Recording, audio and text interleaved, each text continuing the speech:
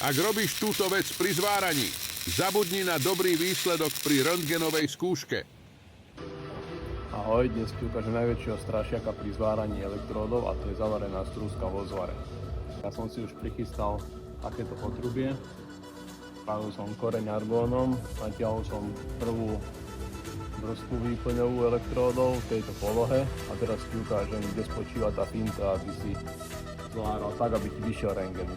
Ukážem ti teraz, kde vzniká ten problém. Spravil som prvú výplňovú vrstvu a keby som chcel ísť druhú takto, ako to je, priložím si tam elektródu a vidíš, mám tam medzeru, čiže elektróda mi nedolieha na základný materiál.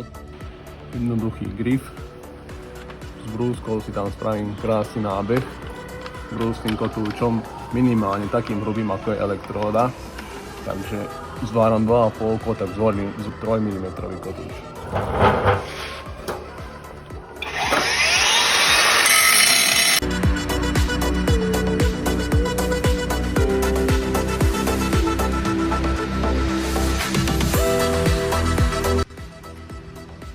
Po vybrúsení tam priložím elektródu, vidíš, krásne mi tam teda zapadá.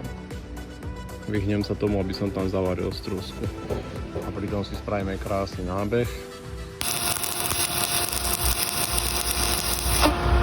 Takto tam vieš pekne spraviť výplň,